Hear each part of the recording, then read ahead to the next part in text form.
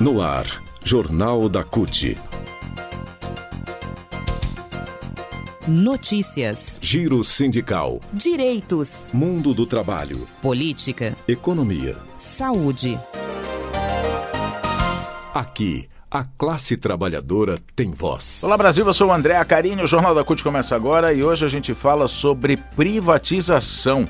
Vamos falar especificamente sobre um caso de São Paulo, mas que é exemplo para todo o Brasil a respeito da privatização da energia, da distribuição da energia elétrica. A Enel em São Paulo, a privatização da Enel provocou caos na capital paulista e algumas cidades da Grande São Paulo com prolongados apagões.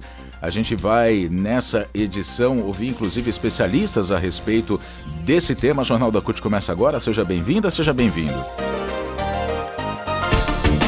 Rádio CUT. Aqui a classe trabalhadora tem voz.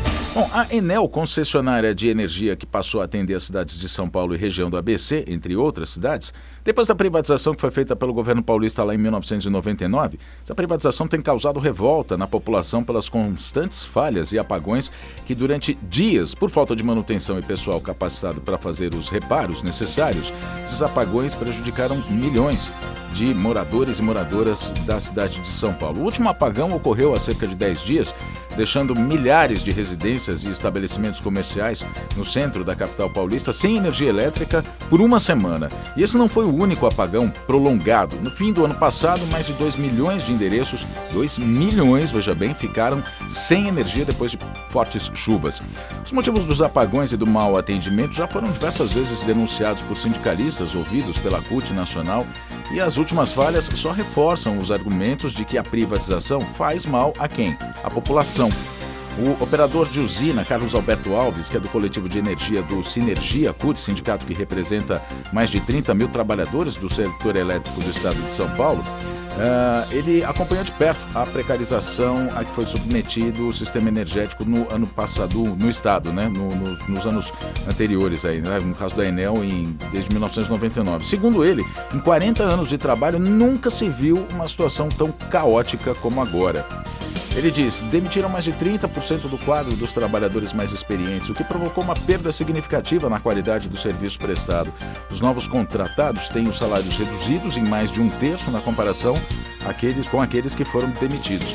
Além disso, ele diz que o atendimento é feito por empresas terceirizadas, que não qualificam efetivamente os trabalhadores. São trabalhadores que não têm uma qualificação, não por culpa dos trabalhadores, mas sim por causa da empresa que não dá o suporte para que o trabalhador possa fazer, de fato, como deve ser feito o serviço, e é um serviço essencial que requer conhecimento. A empresa não provê isso para o trabalhador, então o trabalhador é obrigado a fazer com o que tem na mão ali, não é? Houve dois movimentos.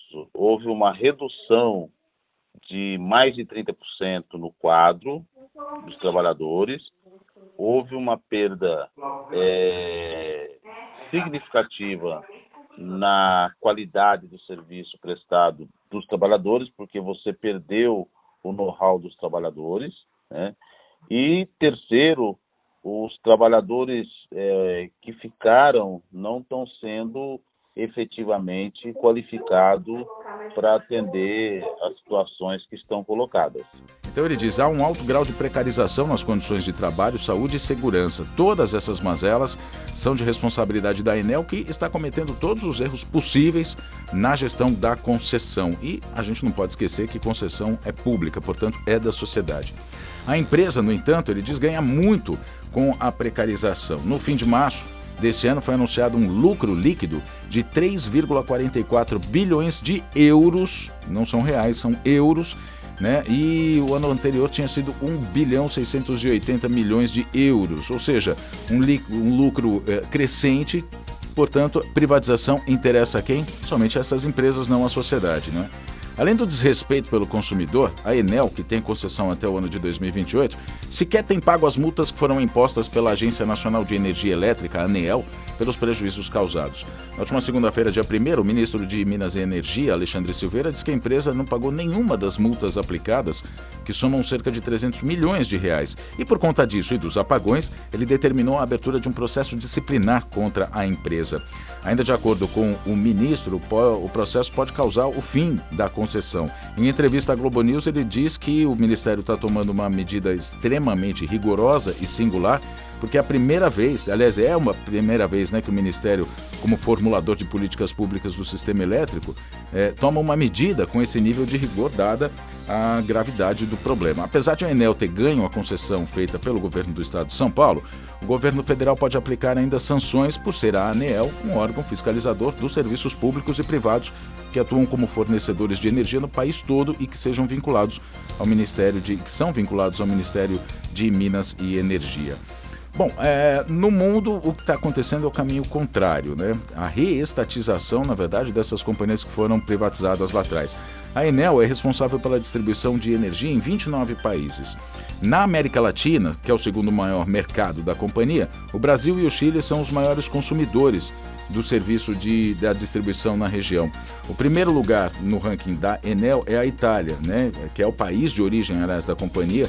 E lá na Itália, a Enel é uma estatal, não é uma empresa privada. Anteriormente, aqui no Brasil, uma estatal francesa e uma chinesa também foram concessionárias, né, de energia em algumas regiões. Segundo o Carlos Alberto Alves, que a gente está ouvindo aqui nessa edição do Jornal da CUT, a privatização de companhias de distribuição de energia elétrica por governos estaduais brasileiros, com a concessão de estatais estrangeiras para estrangeiras, né, chama atenção, porque em outros países o controle estatal é priorizado por ser uma questão de segurança nacional. A maior empresa do país, hoje, a Eletrobras, também foi privatizada e é um preço muito abaixo do mercado. Isso aconteceu no governo do ex-presidente Jair Bolsonaro lá em 2022. Depois, inclusive, de uma imensa batalha jurídica em que os sindicatos de eletricitários contestaram a venda da estatal. O Carlos Alberto Alves diz que a privatização da Eletrobras foi no caminho contrário de outros países, como a Alemanha, a França, entre outros, que estão reestatizando suas companhias de energia, de saneamento, enfim, de outros segmentos também. Ele diz que são países que veem a energia como uma coisa de segurança nacional. E os países no mundo afora, eles estão fazendo um movimento de reestatização do setor de energia. Por a questão de soberania, por a questão de eficiência do serviço prestado, por a questão da modicidade, por a questão de expansão do serviço enquanto fomento de desenvolvimento do país. Então, a Alemanha, a França e outros países já fizeram, Inglaterra, fazendo o processo de reestatizar o setor de energia elétrica. E a privatização da Eletrobras, ele diz, foi vergonhosa. Você tinha programas sociais importantes como a expansão da energia elétrica. E com privatização isso não acontece, não é? O dirigente critica ainda o fato de o governo federal possuir 43,1% das ações depois da venda, ter ficado, né, com 43% das ações. Antes eram 60%. Mas, agora, mesmo com 43%, só tem poder de 10% dos votos dos acionistas e não pode votar de acordo com a quantidade de ações que possuem. Durante o processo de privatização, a gente explica rapidamente, né, foram colocadas as chamadas poison pill, pílulas de veneno, que praticamente impedem a reestatização da empresa. Em outubro de 2022, o Conselho do Programa de Parceria de Investimento, CCPI, regulamentou a Poison Pill, a pílula de veneno. Isso significa que qualquer acionista ou grupo de acionistas que ultrapasse, direta ou indiretamente, 50% do capital votante, teria 120 dias para pagar pelas ações pelo menos 200% a mais do que o preço de cotação. Ou seja, o valor para reestatização hoje seria de pelo menos 230%, isso com base nos preços de outubro de 2022, 230% a mais do que pagaram pelas ações os compradores da Eletrobras, incluindo aí, né, no caso, se o governo federal quiser retomar, reestatizar, tem que pagar todo esse montante, todo esse ágio, né, 230% a mais do que o preço de mercado. Segundo cálculos do Coletivo Nacional dos Eletricitários, por conta dessa cláusula, a União teria que pagar, para a gente ter uma ideia, 161 bilhões de reais para reaver o controle da companhia da Eletrobras. Caso a pílula de veneno e a limitação sobre poder de voto sejam derrubadas, o custo para reestatizar a Eletrobras seria de cerca de 5 bilhões de reais, ou melhor, de 50 bilhões de reais. Bom, e assim a gente fala, né, sobre privatização.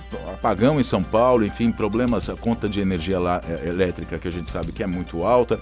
Tudo isso como fruto do quê? Da privatização dessas companhias, além da precarização do trabalho, enfim, do serviço de má qualidade que é prestado à população brasileira, a um serviço tão essencial como a energia elétrica.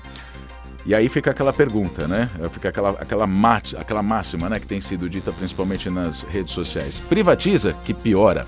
O Jornal da CUT fica por aqui. Obrigado pela sua companhia. Nos falamos na próxima edição. Até lá.